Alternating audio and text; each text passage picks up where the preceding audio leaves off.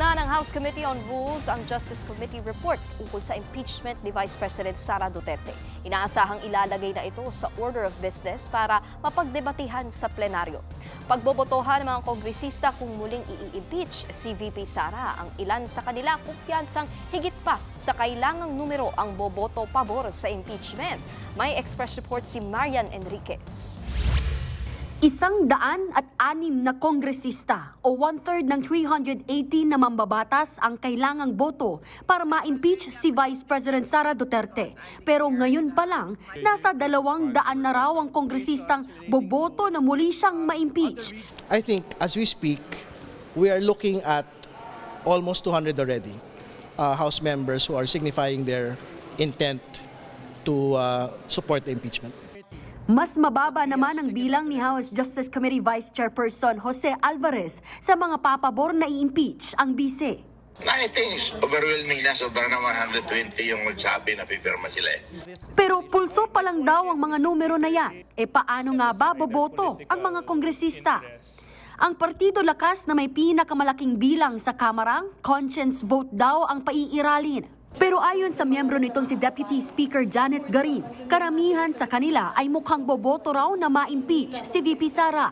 Bibigyan din ng National Unity Party o NUP ng kalayaan ang kanilang mga miyembro na bumoto ng naaayon sa kanilang konsensya.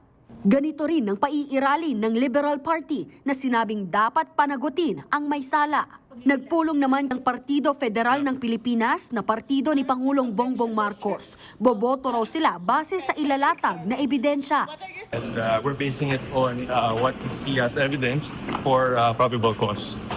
So kung may justification for that, that is what we will stand on.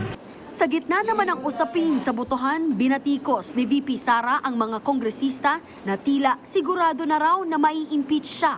Kung ordinary individuals lang naman yan, like ordinary Filipinos, pabayaan na natin yan, no? Kasi yan naman yung opinion nila. It's different siguro kapag congressman na yung nagsasabi or senator na yung nagsasabi. Kasi magtatanong ka, bakit sobrang sigurado ka na tapos na ito?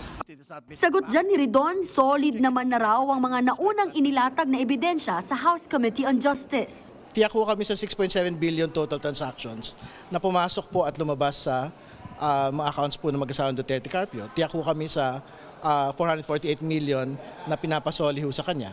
Tiyak ko kami doon sa pagbabanta laban ho sa Pangulo. Nagbabalita mula sa Frontline, Marian Enriquez. News Spot. Mga kapatid, Nikki de Guzman po. Para sa pasada ng mga rumaratsyadang balita, mag-follow at mag-subscribe na sa social media pages ng News 5.